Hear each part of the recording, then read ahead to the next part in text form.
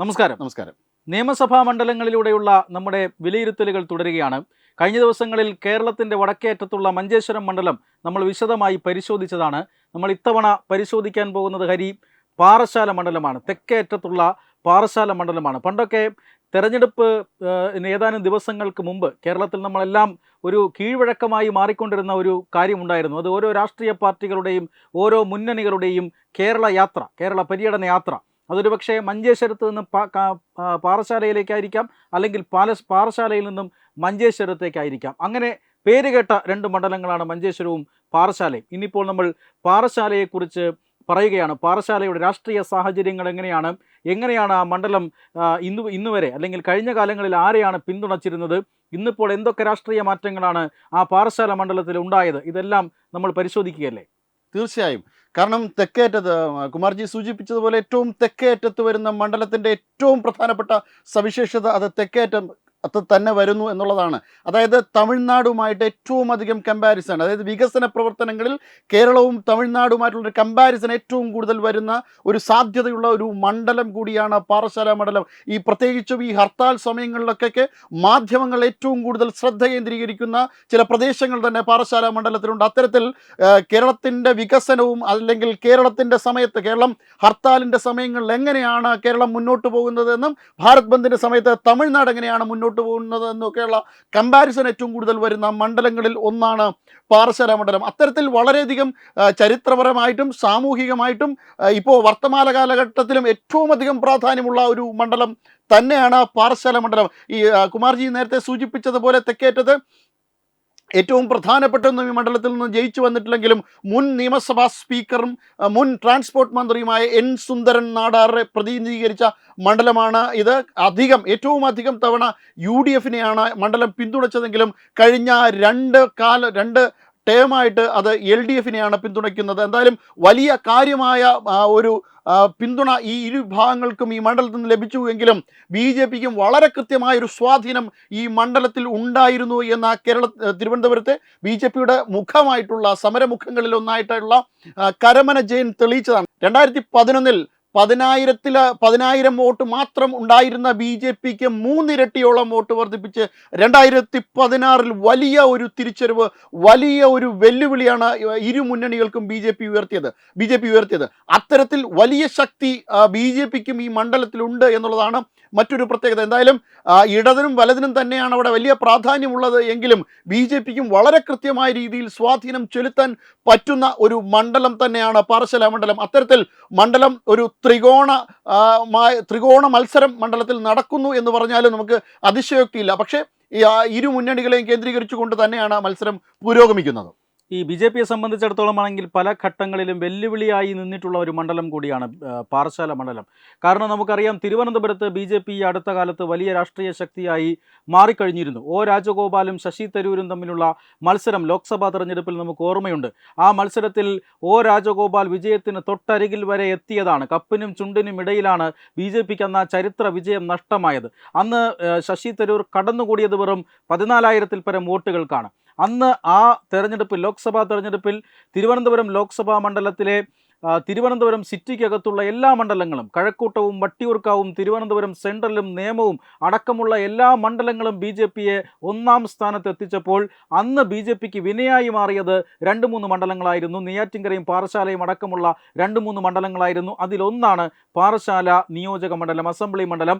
അവിടെ BJPയെ സംബന്ധിച്ചിടത്തോളം ലോക്സഭാ തെരഞ്ഞെടുപ്പിൽ ഏറ്റവും വലിയ തിരിച്ചടി നൽകിയ ഒരു മണ്ഡലം കൂടിയാണ്. BJPക്ക് ഒരു പരിധിക്കപ്പുറത്തേക്ക് സ്വാധീനം വർദ്ധിപ്പിക്കാൻ കഴിയാതെ പോയ മണ്ഡലം കൂടിയാണ്. പക്ഷേ 2016 മുതൽ കളി മാറുകയാണ്.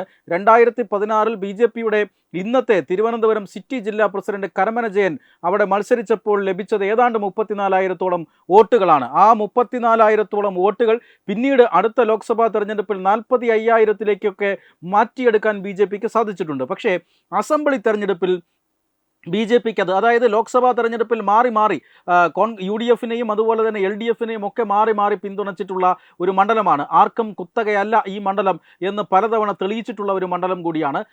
സ്വതന്ത്ര സ്ഥാനാർത്ഥി അടക്കം അല്ലേ, സ്വതന്ത്ര സ്ഥാനാർത്ഥി അടക്കം അവിടെ നിന്ന് മത്സരിച്ച് വന്നിട്ടുണ്ട്. ഒരു രാഷ്ട്രീയ മുന്നണികളുടെയും പിന്തുണയില്ലാതെ കേരളത്തിൽ നിന്നൊരു സ്ഥാനാർത്ഥിക്ക് വിജയിച്ചു വരണമെങ്കിൽ അതൊരു ചെറിയ കാര്യമല്ല.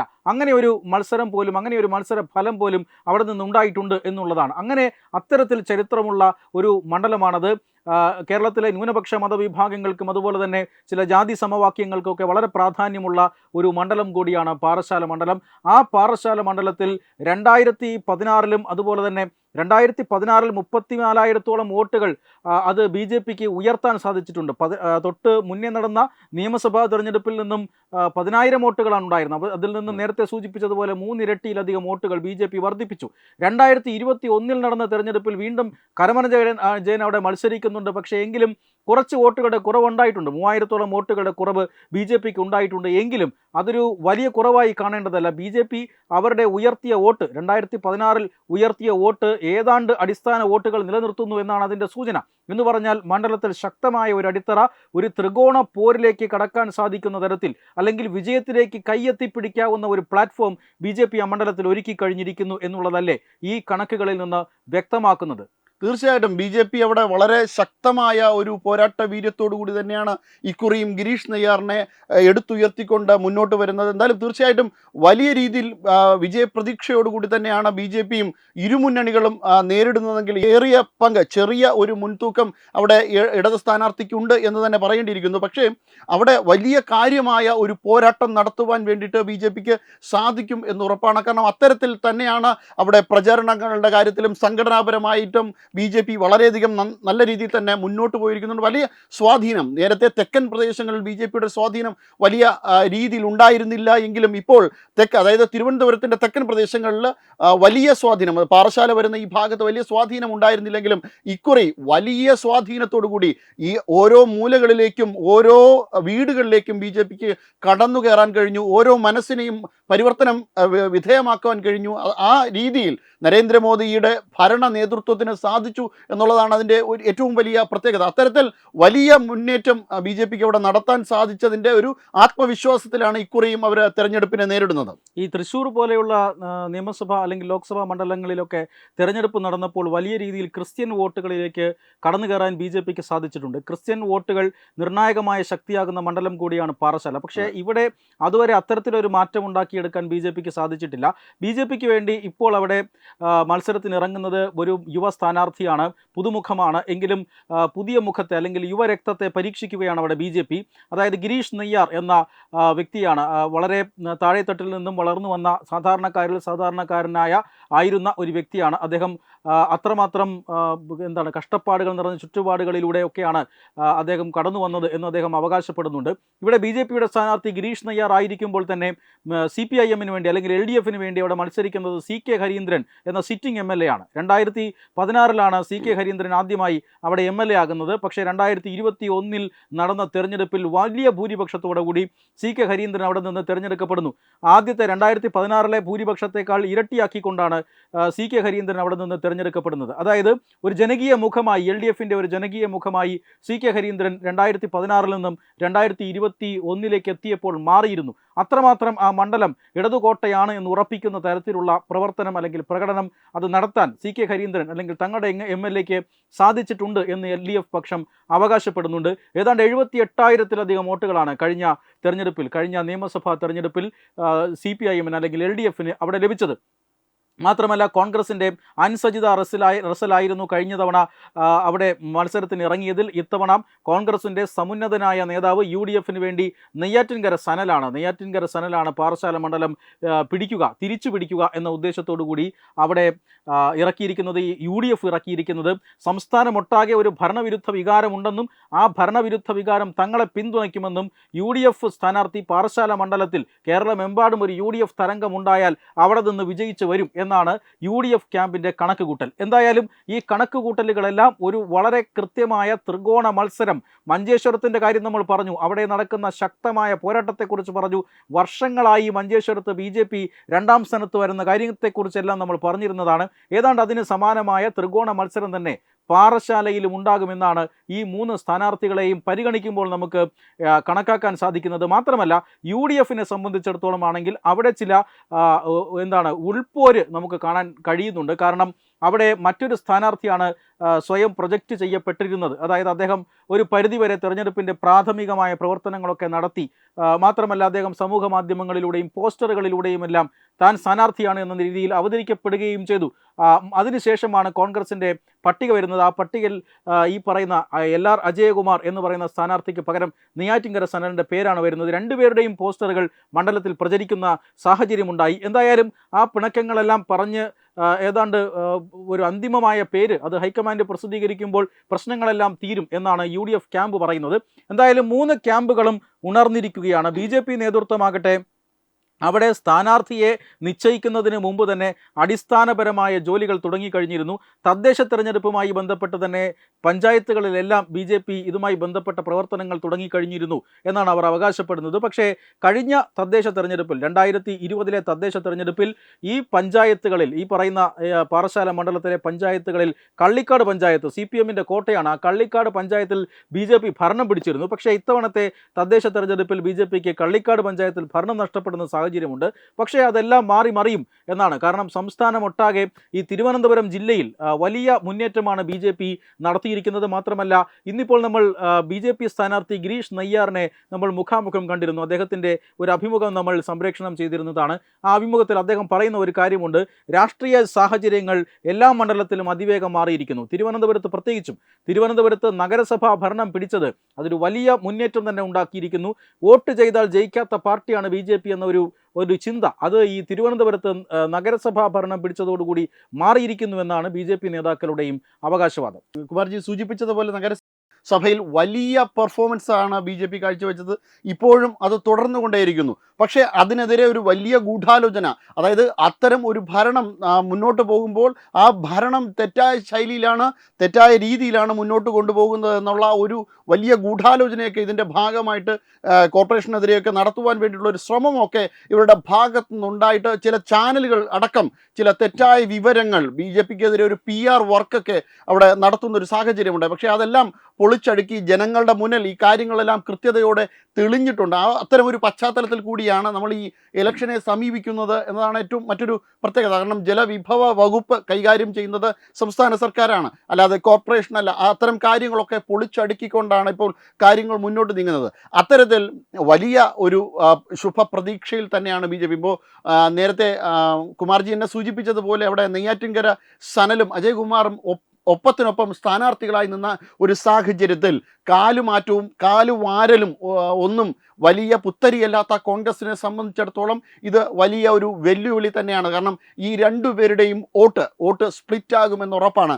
കാരണം ഇവർക്ക് വേണ്ടിയിട്ട് ഇവരെ പിന്തുണയ്ക്കുന്ന ആൾക്കാർ ആർക്ക് വോട്ട് ചെയ്യും എന്നതിൻ്റെ അടിസ്ഥാനത്തിലായിരിക്കും ഇനി അവിടെ വരുന്ന സ്ഥാനാർത്ഥി വിജയിക്കുന്നത് എന്നുള്ളതാണ് ഇതിൻ്റെ ഏറ്റവും വലിയ മറ്റൊരു പ്രത്യേകത.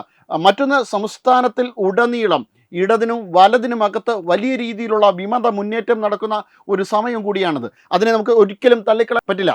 പ്രത്യേകിച്ചും പാലക്കാട് PK ശശി എല്ലാ കാലത്തും CPM പിന്തുണച്ച ഈ തീവ്രതയുടെ അടിസ്ഥാനത്തിൽ PK ശശിയുടെ തീവ്രതയാണ് ഒരിക്കൽ ബാലനൊക്കെ ചേർന്ന് അളന്നത്. ആ രീതിയിൽ തീവ്രത ഇല്ല ബാലന് എന്ന് മനസ്സിലാക്കിക്കൊണ്ട് പിന്തുണച്ച സപ്പോർട്ട് ചെയ്ത PK ശശി തന്നെ ഇപ്പോൾ പാർട്ടി വിട്ടുപോകുന്ന ആ ഒരു സാഹചര്യമുണ്ടായി. കണ്ണൂരിലാണെങ്കിൽ പല നേതാക്കന്മാർ, അത് TK ഗോവിന്ദൻ ആയിക്കോട്ടെ, കുഞ്ഞികൃഷ്ണൻ ആയിക്കോട്ടെ, ഇന്ന് തെക്കൻ കേരളത്തിലേക്ക് വന്നാൽ ആലപ്പുഴയിൽ G സുധാകരൻ, പാർട്ടിയുടെ എക്കാലത്തെയും സമുന്നതനായ നേതാവ് പാർട്ടി വിട്ടുപോകുന്നു. ആ പാർട്ടി വിട്ടുപോയ നേതാവിനെ പണ്ട് പരനാറി പ്രയോഗം പിണറായി പ്രയോഗിച്ച അതേ രീതിയിൽ ചെറ്റത്തരമാണ് എന്നുള്ള രീതിയിൽ തന്നെയാണ് ഇപ്പോൾ പിണറായി വിജയൻ തന്നെ ആ കാര്യത്തെ സൂചിപ്പിച്ചിരിക്കുന്നത്. നോക്കൂ, സമുന്നതനായ ഒരു കാലത്ത് പാർട്ടി കെട്ടിപ്പടുക്കുന്നതിൽ നിർണായകമായ പങ്ക് വഹിച്ച ആ നേതാവിനെതിരെ പിണറായി വിജയനെ പോലെ പാർട്ടിയുടെ സമുന്നതനായ നേതാവ്, പാർട്ടിയുടെ മുഖ്യമന്ത്രി തന്നെ പറഞ്ഞിരിക്കുന്നത് ചെറ്റയാണ് സുധാകരൻ എന്നാണ്. ചെറ്റയാണ് സുധാകരൻ എന്ന നിലയിലേക്ക്, ഒരു പാർട്ടി സെക്രട്ടറിയുടെ നിലയിലേക്ക്, ഒരു പക്ഷേ ഒരു പാർട്ടി വിദ്യാഭ്യാസവും ഇല്ലാത്ത, ഒരു രാഷ്ട്രീയ വിദ്യാഭ്യാസവും ഇല്ലാത്ത, ഒരു രീതിയിൽ നിരക്ഷരനായ, രാഷ്ട്രീയത്തിൽ നിരക്ഷരനായിട്ടുള്ള ഏറ്റവും സബ്സ്റ്റാൻഡേർഡ് ആയിട്ടുള്ള ഒരു മനുഷ്യൻ പറയുന്നത് മാതിരി മുഖ്യമന്ത്രിയുടെ ആരോപണം വന്നിരിക്കുകയാണ്. ചെറ്റയാണ് സുധാകരൻ എന്ന, അലവലാതിത്തരമാണ് സുധാകരൻ കാണിക്കുന്നത് എന്ന് മറ്റൊരു നേതാവ് പറയുന്നു. ഇങ്ങനെ ഇവരുടെ വെർബൽ ഡയറിയ, ഇവരുടെ നാവിൽ നിന്ന് വരുന്ന ഇത്തരം മോശമായ വാക്കുകൾ കേട്ടിട്ട് കൂടിയാണ് ഈ ഇലക്ഷനെ നേരിടുവാൻ വേണ്ടിയിട്ട് പൊതുജനം പോളിംഗ് ബൂത്തിലേക്ക് പോകുമ്പോൾ ഈ മനുഷ്യർ എന്താണ് കുലംകുത്തിയായി ഇദ്ദേഹത്തെ പ്രതിഷ്ഠിച്ചുകൊണ്ട് ഇദ്ദേഹത്തിനെതിരെയും 51 വെട്ടുവെട്ടി ഇദ്ദേഹത്തെ കൊല്ലുവാൻ വേണ്ടിയിട്ടാണോ ഇവരുടെ പദ്ധതി എന്നുകൂടി സംശയിക്കേണ്ടിയിരിക്കുന്നു. അത്തരത്തിൽ ഗൂഢമായിട്ടുള്ള വളരെ വൃത്തികെട്ട രീതിയിലുള്ള ആരോപണങ്ങൾ കൂടി കേട്ടുമടുത്തുകൊണ്ടാണ് ജനങ്ങൾ മുന്നോട്ട് പോകുന്നത്, ജനങ്ങൾ പോളിംഗ് ബൂത്തിലേക്ക് പോകുന്നത്. അത്തരത്തിലൊരു മത്സരം കൂടി തെക്കൻ തിരുവിതാംകൂറിൻ്റെ ഭാഗമായിട്ടുള്ള അല്ലെങ്കിൽ തെക്കൻ തിരുവനന്തപുരത്തിൻ്റെ ഭാഗമായിട്ടുള്ള പാറശാല ഇത്തരത്തിലൊരു ഇലക്ഷനിലേക്ക് പോകേണ്ടി വരും എന്നതാണ് ഇതിൻ്റെ മറ്റൊരു പ്രത്യേകത. മാത്രമല്ല ഈ BJPയെ സംബന്ധിച്ചിടത്തോളമാണെങ്കിൽ പാറശാലയിൽ തീർച്ചയായും ഒരു ത്രികോണ മത്സരത്തിൻ്റെ ഒരു അന്തരീക്ഷം സൃഷ്ടിക്കാൻ പാർട്ടിക്ക് സാധിക്കും. പക്ഷേ പാർട്ടി ഇതുവരെയും ആ മണ്ഡലത്തിൽ 2ാം സ്ഥാനത്തേക്ക് പോലും എത്തിയിട്ടില്ലാത്ത ഒരു സാഹചര്യമുണ്ട്. അതുകൊണ്ട് തന്നെ വിജയത്തിലേക്ക് എത്ര ദൂരം അല്ലെങ്കിൽ ഇത്തവണ കൈയെത്തിപ്പിടിക്കാനാകുമോ എന്നതൊക്കെ പാർട്ടിയിൽ വലിയ ചർച്ചാ വിഷയമായിട്ടുണ്ട്. പക്ഷേ എനിക്ക് തോന്നുന്നത് BJP ഒരുപക്ഷെ അവിടെ ഇത്തവണ വിജയിച്ചില്ല എങ്കിൽ കൂടിയും BJPക്ക് അവിടെ കൃത്യമായ ഒരു 10 ഇയർ പ്ലാൻ ഉണ്ട് എന്നാണ് നമ്മൾ മനസ്സിലാക്കാൻ സാധിക്കുന്നത്. കാരണം ഒരു പുതുമുഖ സ്ഥാനാർത്ഥി വരുന്നു, അവിടെ കോൺഗ്രസ് അല്ലെങ്കിൽ UDF ദുർബലമാകുന്ന ഒരു സാഹചര്യം ഉണ്ടായാൽ തീർച്ചയായും 2ാം സ്ഥാനത്തേക്ക് എത്താൻ സാധിക്കും. 2ാം സ്ഥാനത്തെത്തിയാൽ തീർച്ചയായും ആ മണ്ഡലം പിടിക്കാനുള്ള എല്ലാ സാഹചര്യങ്ങളും ഒരുക്കിയെടുക്കാൻ BJPക്ക് സാധിക്കും. അതുകൊണ്ട് തന്നെ BJPയെ സംബന്ധിച്ചിടത്തോളം പാറശാലയിൽ ഒരു ദീർഘവീക്ഷണമാണുള്ളത്. എനിക്ക് തോന്നുന്നു ഒരു 10 ഇയർ പ്ലാൻ ആയിരിക്കും അക്കാര്യത്തിലുള്ളത്. കാരണം ഒരു പുതുമുഖ സ്ഥാനാർത്ഥിയെ ഇറക്കി മണ്ഡലത്തിൽ സുപരിചിതനാക്കിയ ശേഷം 2ാം സ്ഥാനത്തേക്ക് വരിക, അവിടെ നിന്നും മണ്ഡലം പിടിക്കുക എന്നതായിരിക്കാം ഒരുപക്ഷെ BJPയുടെ ലക്ഷ്യം. എന്തായാലും ശക്തമായ മുന്നേറ്റം BJP അവരുടെ ബാഗിലാക്കാൻ കഴിയുന്ന എല്ലാ വോട്ടുകളും ആ മണ്ഡലത്തിൽ നിന്ന്, സ്വാധീനമില്ലാത്ത ആ മണ്ഡലത്തിൽ നിന്ന് പോലും ഉണ്ടാക്കുക, അതോടൊപ്പം തന്നെ വലിയ മുന്നേറ്റം ഉണ്ടാക്കുക, മൊത്തം വോട്ട് ഷെയറിൽ ഒരു വലിയ വർധന ഉണ്ടാക്കുക. ഇതൊക്കെ തന്നെയായിരിക്കും BJPയുടെ എല്ലാ മണ്ഡലത്തിലെയും ലക്ഷ്യം. അത് പാറശാലയിലും BJP വ്യക്തമായ ഗെയിം പ്ലാൻ നടപ്പാക്കുകയാണ് എന്ന് കൃത്യമായി നമുക്കറിയാൻ സാധിക്കും. എന്തായാലും മറ്റൊരു മണ്ഡലത്തിലെ വിശേഷവുമായി അടുത്ത ദിവസം വീണ്ടും വരാം. നമസ്കാരം. HIV അണുബാധ സന്തോഷപൂർണമായ ഒരു ജീവിതത്തിന് തടസ്സമല്ല. HIV അണുബാധയ്ക്ക് ഫലപ്രദമായ ചികിത്സ ഇന്ന് ലഭ്യമാണ്. ഇതിന് യഥാസമയം അണുബാധ കണ്ടെത്തുന്നതും കാലേക്കൂട്ടി ചികിത്സ നടത്തേണ്ടതും അത്യാവശ്യമാണ്. സൗജന്യമായ ചികിത്സയും മാർഗനിർദ്ദേശങ്ങളും സർക്കാർ ആശുപത്രികളിലെ ART അഥവാ ഉഷസ് കേന്ദ്രങ്ങളിൽ ലഭ്യമാണ്. ആരോഗ്യ സംരക്ഷണം ഓരോരുത്തരുടെയും ഉത്തരവാദിത്തമാണ്.